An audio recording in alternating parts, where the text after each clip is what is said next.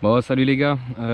J'en profite de mon petit road trip et que j'ai un peu tout mon matériel sur moi pour vous présenter un petit peu tout ce dont vous aurez besoin pour orpailler dans différents types de terrains, c'est-à-dire soit sur du placer comme ici, soit dans des failles que j'aurais dû faire hier dans une autre rivière mais qui était vraiment trop en crue. Donc voilà. Donc on est parti.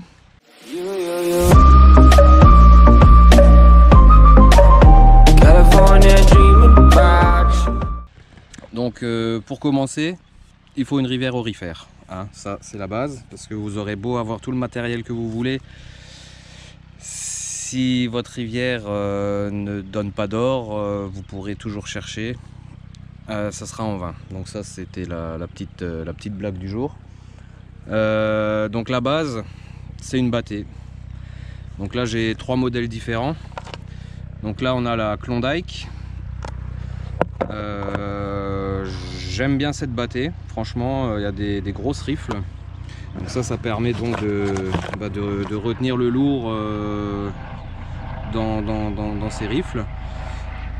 J'ai un autre modèle qui est la Gold Beats.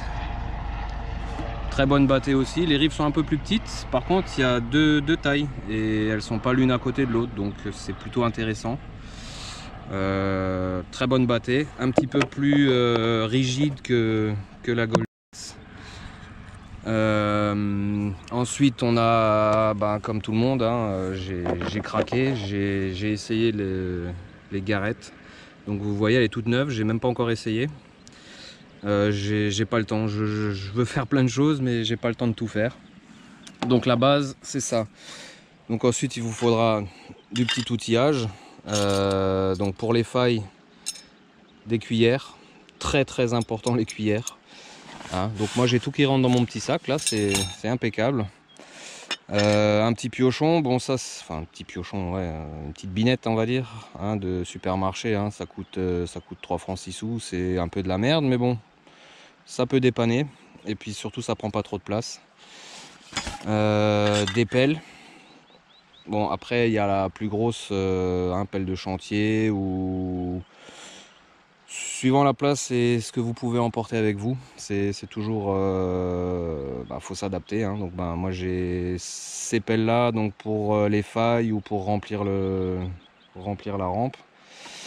Les rampes on y viendra un petit peu plus tard. Donc ça c'est pour les failles, hein, pareil, hein, une espèce de petit crochet. Un petit piochon. Alors ça c'est l'aide pédagogique, hein, moi j'appelle ça.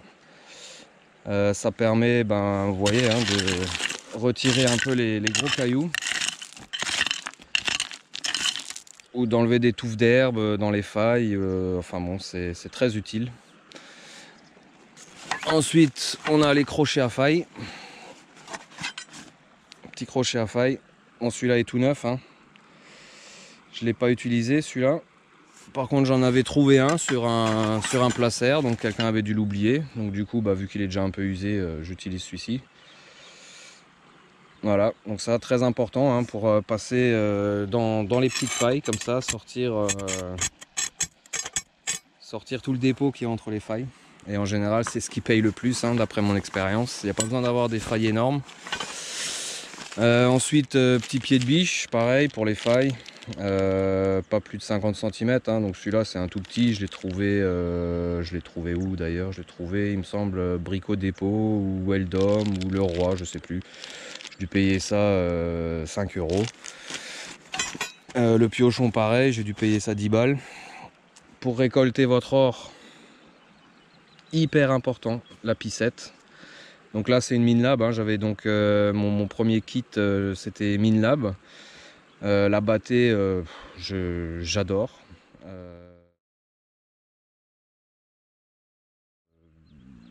C'est un kit qui est super complet. Qui est très solide. Vous avez vu avant le tamis, enfin non, je vous l'avais pas vu du coup vu que c'est pas dans la même vidéo.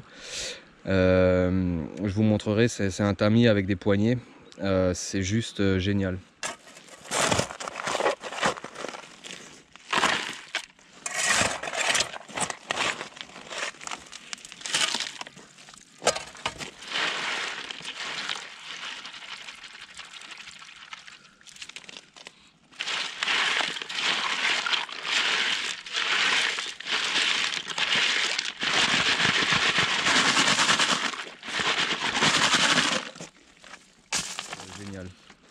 Parce que tous les autres tamis, ils ont beau être super efficaces ou super tout ce que vous voulez, ils n'ont pas de poignée.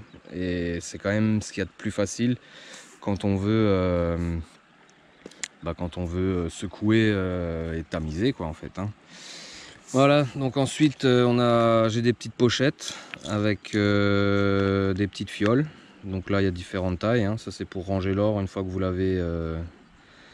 l'avez lavé, séché, ou vous pouvez même le mettre mouillé dedans hein, et le sécher plus tard. Un petit entonnoir donc pour transvaser l'or dans les récipients ou dans des pipettes. Voilà. Donc ça très très utile aussi. Donc vous voyez, moi je mets tout ça dans des petites trousses. D'ailleurs, j'ai encore une monnaie trouvée cet été. Petite monnaie romaine trouvée dans une faille. Bon, elle est claquée, mais c'est une petite monnaie romaine.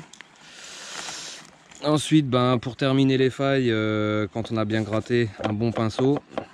Ça permet de récupérer tout. Ça fait une petite balayette. C'est génial. Dans le kit Minlab, il y a des petites piscettes. Et dans les Deep V, donc ce que j'ai, les petits tapis en strié, on peut directement récupérer les paillettes avec ça. Et je trouve ça assez sympa. Ou les récupérer dans la battée quand on nettoie, si vraiment c'est compliqué, il n'y a que du lourd.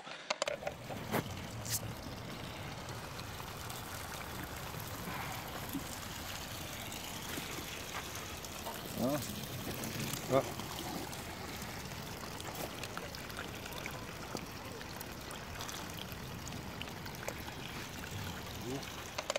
Donc pareil, petit pinceau, ça c'est pareil quand tout est sec pour faire le tri. Un aimant pour enlever tout ce qui est aimantable, donc tout ce qui est ferrite et cochonneries pendant qu'on fait la battée, ça aide, hein, franchement ça aide. Par contre, ne jamais rejeter ce qu'il y a sur l'aimant à l'eau, le mettre dans une autre battée parce qu'il y aura toujours des paillettes avec. Donc ça, très important. Voilà.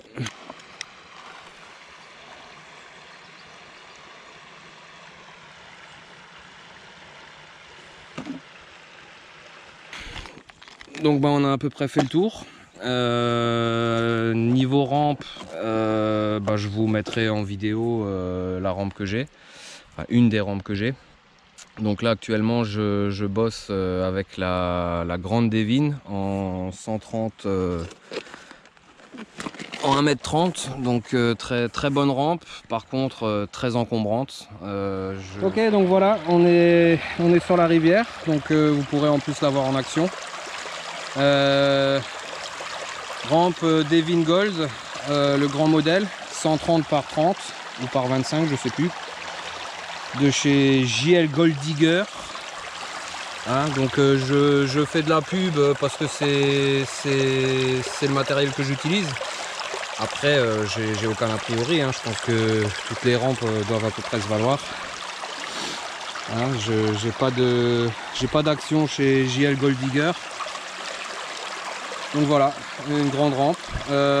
Donc comme je vous ai dit avant, je fais pas mal de road trip en van. Donc elle est quand même 130. 1m30 ça fait de la place, hein. Même si là le flare est démontable. C'est trop grand pour moi. Donc il va falloir que je m'en sépare parce que sur le Rhin j'en ai pas vraiment l'utilité. Donc c'est sympa parce qu'on n'a pas super besoin de tamiser. Par contre ça prend de la place quoi, c'est énorme. Donc je vais me rabattre sur la petite qui est déjà arrivée mais que j'ai pas pu chercher grâce à ces super livreurs. Donc hormis cette rampe, j'ai encore une calédoniane que je n'ai utilisée que pour même pas un demi-saut parce que voilà.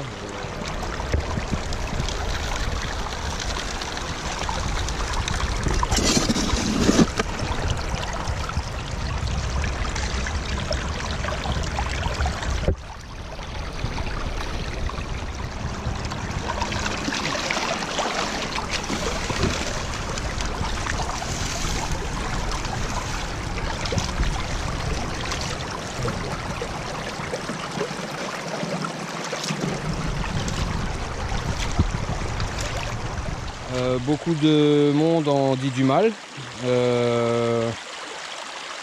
De ce que j'en ai utilisé, moi je peux vous dire c'est hyper léger. Il n'y a pas de tapis à démonter, ça se nettoie très bien. Après, effectivement, les formes des rifles, c'est peut-être pas le top. C'est une petite rampe qui doit faire, il me semble, 50 ou 60 aussi centimètres de long. Donc ben faut tamiser, faut faire pas mal de choses. Regardez quand même tout l'or qu'il y a déjà. Hein. J'ai passé 4 sauts. Alors à la GoPro, je sais pas si on va voir.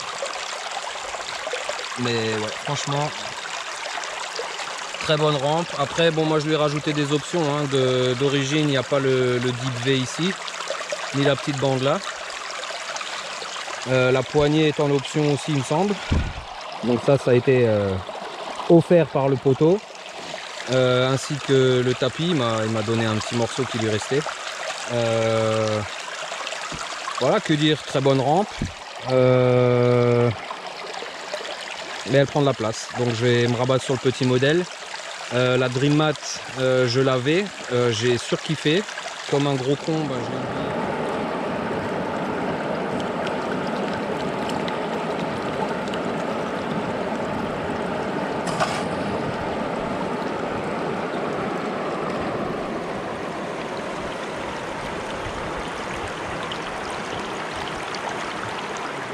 Je l'ai oublié au bord d'un ruisseau, donc je suis retourné, j'ai pas retrouvé, donc ça a fait un heureux ou un opportuniste, je sais pas comment on peut appeler ça. Voilà, donc autre accessoire très utile, le seau pour transporter vos sables. Et puis voilà, allez, bon bah écoutez, je vous laisse et puis ben je vous dis à plus tard.